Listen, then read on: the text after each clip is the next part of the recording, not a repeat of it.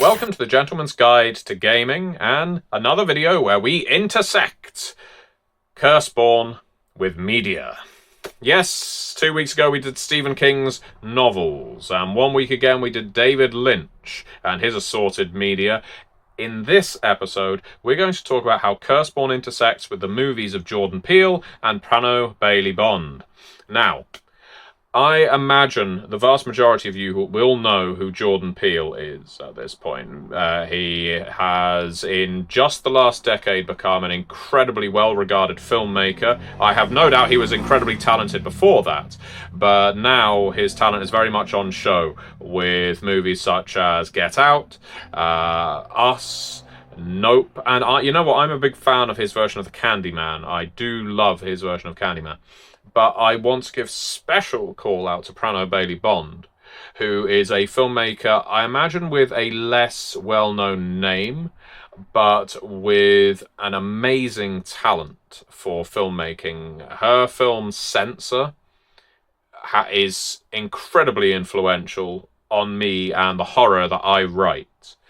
And I'll get into why. And I'll get into why these two filmmakers and their various media are such great fonts of inspiration for your games of Curseborne. So let's start with Prano Bailey-Bond, because her movie, her debut feature, Censor, I will give you a brief synopsis, but I won't spoil it, because this is the kind of movie I would love for people watching this video to go out and watch. It is available all over the place. You will be able to find it. It was released, I want to say, in 2021. I've seen it several times since then. It's one of those movies that I can go back to and watch again and again. Not necessarily for Easter eggs, although they do exist in the sense of there is a central mystery, and it's very fun to watch the movie once you're aware of it. More from the sheer quality of the filmmaking. I can watch Censor and watch different characters' reactions each time. I can watch a scene from a slightly different perspective than I did before. I can admire the use of horror, of gore, which is definitely present in certain scenes. And I love the fact that it is a tribute in many ways to the movies that have been so formative for me as a horror writer and as a lover of horror media. Now, Censor is a movie where our main character, Enid, is working for the BBFC, the British Board of Film Classification, in the 1980s, at a time when in Britain we had this video nasty era where you had movies that were considered far too outrageous, far too vile, debauched, unsuitable for audiences. And so the BBFC would go and either prevent a movie from getting mainstream release, or they prevent it from getting an age certificate, a grade, and otherwise you'd get movies that would be horribly cut by the censors.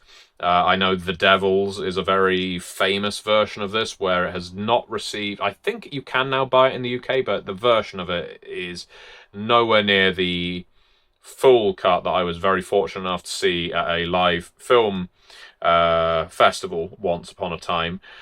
But anyhow, in our movie, Enid is one of these censors, and she's pretty puritanical about the kinds of movies she will allow to pass through. Now, Enid comes from a rather tortured background where her sister Nina went missing when she was a child. And she has been missing for long enough at this point that she's been declared dead, and Enid's parents have tried to move on, but Enid cannot.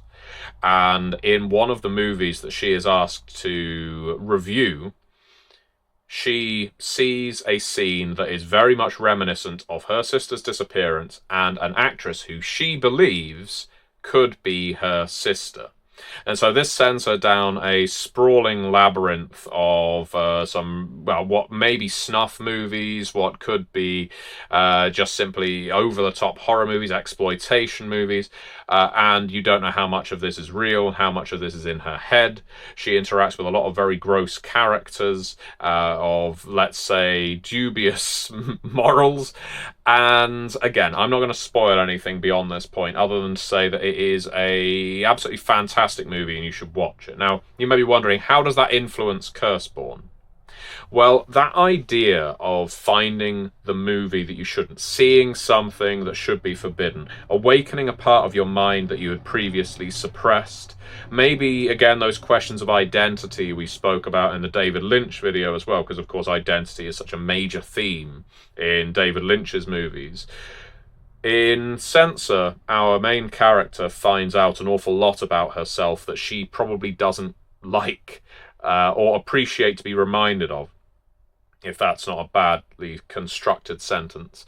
And she does this by doggedly pursuing this thing that revolts her. She is watching these movies that she detests, apparently, and yet she can't help but going back to them again and again. So there's an addictive quality. And in Curseborne, of course, we have our addicted sorcerers. These are people who are making pacts for more power, despite the risk to everyone around them, often to themselves as well, but really the true cost comes from your loved ones, from your possessions, from the things that you are going to be losing just to get a little more magic.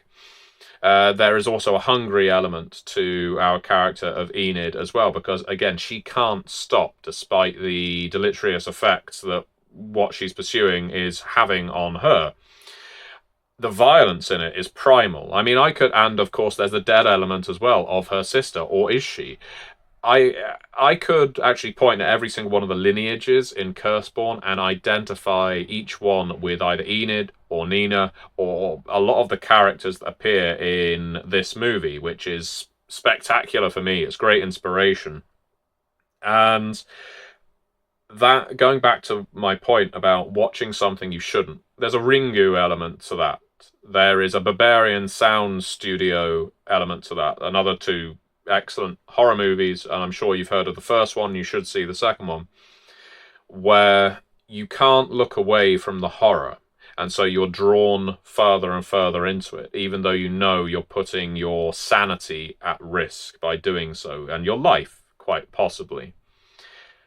Curseborne has that kind of feature in it in spades. It is all over the place. The idea of treading too deeply into the between spaces, the liminalities, where an outside world is bleeding into yours, so eventually you don't know which of these worlds you are standing in.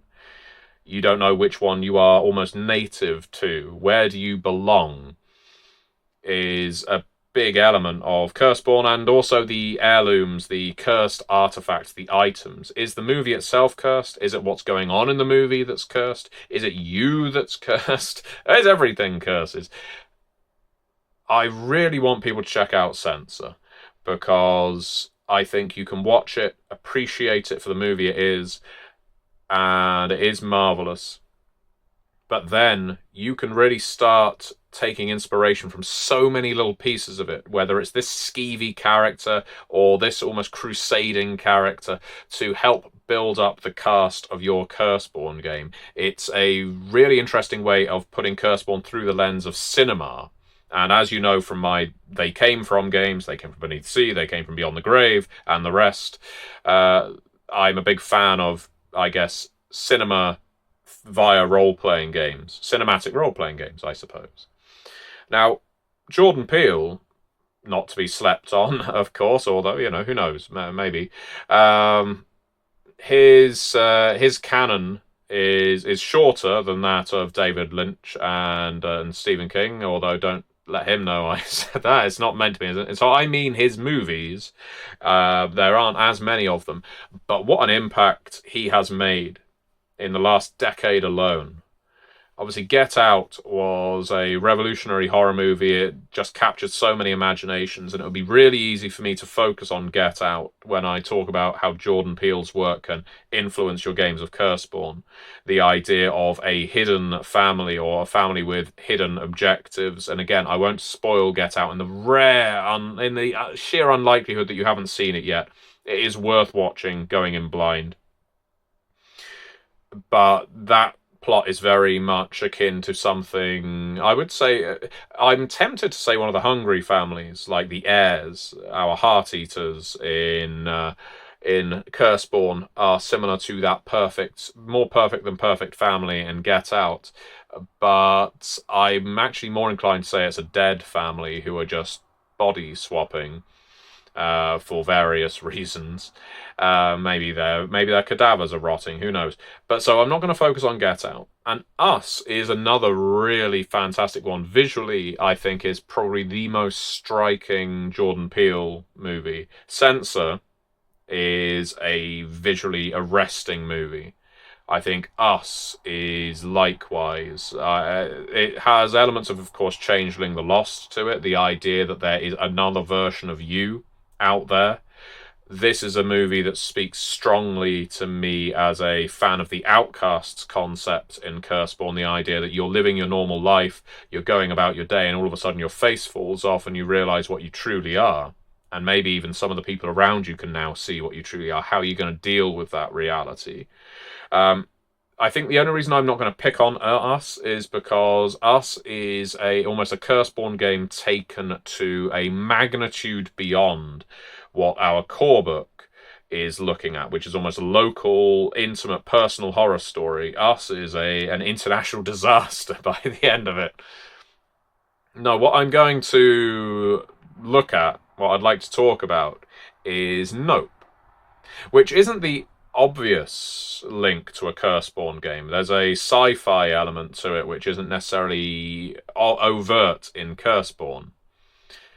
But what I particularly love about Nope is the incredibly human reactions that our protagonists have to something that is utterly inhuman.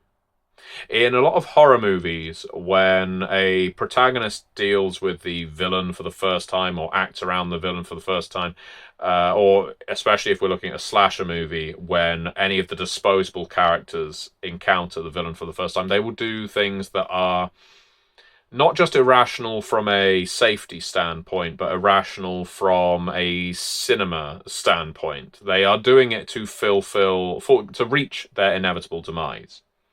In Nope, I think everyone acts in a perfectly natural and yet infuriating fashion at times. When they are irrational, they're doing it because they are conceivably panicked. And when I look at that through the lens of Curseborne as a game, I think of the way that I've seen players play their accursed characters interacting with some of the real monstrosities bleeding in from the outside. How they, thinking that they are the monsters, enter a battleground, another realm, essentially, another dimension, and see, oh no, this is monstrosity. Okay, this, even though it's terrifying, it grounds your character all of a sudden. It makes you realize, okay, yes, I am accursed. Yes, I have magical abilities, and yes, I'm carrying a damnation around with me that may force me to turn into a werewolf at any given time. But this is a lot worse. And what Nope does so well with its antagonist, which again, not going to spoil anything, it presents something that is so utterly inhuman against a cast of incredibly human characters. It does it with a sort of air of, is ferality a word? It is now. Where the monster, so to speak, is not the kind of creature that can be bargained with. It is not the kind of creature that can be out-charmed, out-thought, convinced to turn the other way. You might be able to lure it. You might be able to trap it, or you might be able to guide it to someone you want it to target. But ultimately, it will come back around. It will escape. It is not going to just give up. And so there's an air of a slasher movie to that, but in a grand scale. And the reason I think the plot of Nope is so good as a Curseborne plot is because if you had some real primordial monstrosity bleeding through from the outside, affecting the city block by bloody block, and you are the only people who can really perceive it for what it is, because that is largely what happens in Nope. Until the crucial moment, most people aren't able to identify the monster for what it is. And when a lot of them can, it's a little late for them. And I think you can do the exact same thing in Curseborne with with any of these sort of parasitic creatures that bleed in from the outside, with your Knuckle of Ease, with your Battle Forged, and other more, well, less human monsters that exist in the world of Curseborne.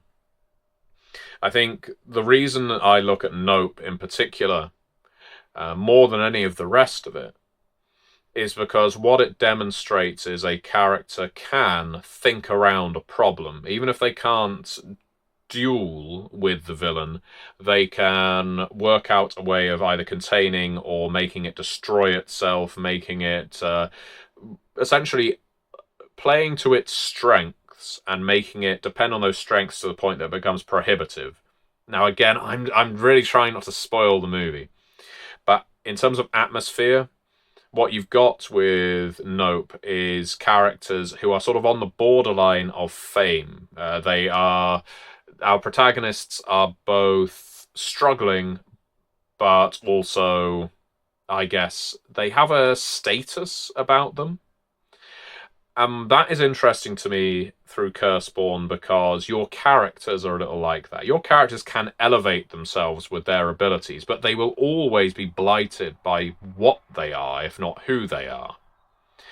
And I think Nope does that incredibly well, too. Your characters are down and out. Well, they're not down and out, but they're unlucky, shall we say. They are not financially fortunate at this time. They may have to sell the ranch. They may have to sell their horses, despite the fact this has been their family trade forever. Again, that's that focus on family that is so important in Curseborne, and is partly why I chose Censor as well, Prano Bailey-Bond's movie, because family is a big aspect of that.